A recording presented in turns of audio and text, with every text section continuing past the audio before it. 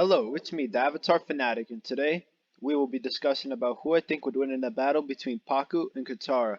If you guys enjoyed this video, please make sure to subscribe to the channel, like the video, and hit the notification bell to know when I upload. Also, comment down below some other fight suggestions or other video ideas and concepts altogether. I'll take them into account and see what I like and what I don't. Now, it's on to the video.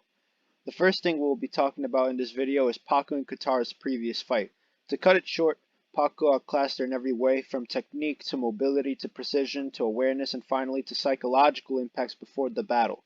Katara came in the fight angry at Pakku because Northern Water Tribe tradition prevented women from doing pretty much any waterbending training, I think apart from healing if I'm not wrong.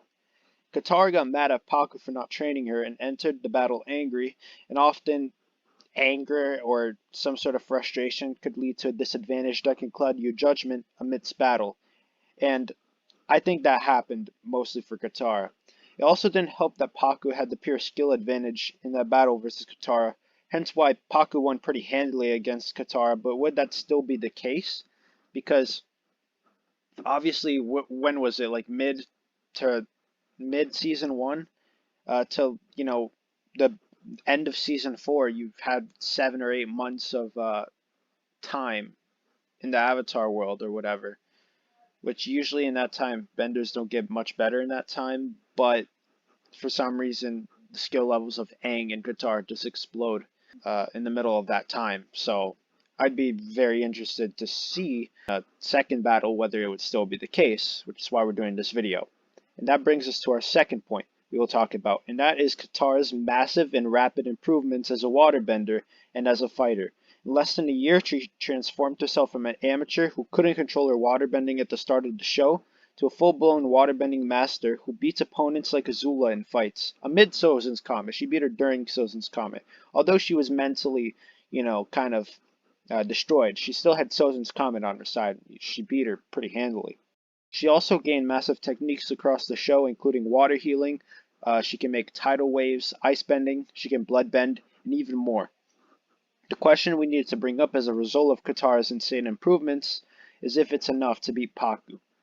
Paaku is a Savage White Lotus member who has been one of the best, if not the best, waterbender in the world for many decades, thanks to his skill and thanks to the disappearance of the Southern Water Tribe, thanks to the Fire Nation. In their primes, I think it would be rather clear to say that Katara would edge Paaku because she's a waterbending prodigy and has shown immaculate skill at an extremely young age in the show. But don't forget that Paaku is also a prodigy and a young waterbending master himself, and in the White Lotus for a reason. The question is, would a 14-year-old Katara beat an experienced veteran like Paaku? Well, before I say, let's hypothesize how a battle between them in their final forms in the show would go. I think battles between Katara and Paaku would either be drawn out, technical fights that would generally lean towards Paaku's way, or more high-powered and quicker fights, which would conventionally lean Katara's way since her feats in ATLA are undisputably better since we don't see Paaku much in the show. I think he probably appears in 3 or 4 episodes max.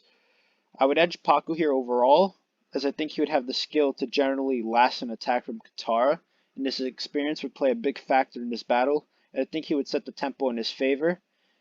Slower and steadier, and then coming out of nowhere with a surprising quick attack like he did in the first battle, whether it was like sliding on a piece of ice and then disorientating Katara, or just hitting with a certain quick attack that she might not see coming. Paaku, on the other hand, isn't one to get caught off guard like Katara has in the past, whether it was against Paaku, whether it was against Zuko and Azula when Zuko turned on Katara and Aang. Those types of battles, Katara did get quite off guard at times, I'd say. Now, I know that the Katara stands in the comments will complain about feats and how she's done more in the show, but Pakku's been fighting for like 60 years, has far more experience, never gets caught out, and has virtually no weakness. While Katara might be stronger in terms of power and feats, Pakku might be able to use and hone his ability to edge out fights, as I don't think he would go out early like Katara would probably prefer, because obviously the more technical and deeper you get in a fight, the more it probably favors Paaku here. So I'd edge Paaku over Katara, bar blood bending, because Katara mentally won't allow herself to use it, obviously. My final score overall would be Paaku 6, Katara 4. If you guys enjoyed the video, please make sure to hit the like buttons. Also, subscribe down below and also hit the notification bell to know when I upload more content. Comment other video suggestions, possibly other types of video ideas that I may be open to doing. Make sure to let me know and I'll get back to you guys in the comments. For a sneak peek, I might be thinking about starting my first three-way avatar battle with 3 characters because someone might have suggested that idea to me. Anyways guys, I've been rambling on for too long. Enjoy your day, and until next time, it's me, the Avatar Fanatic, out.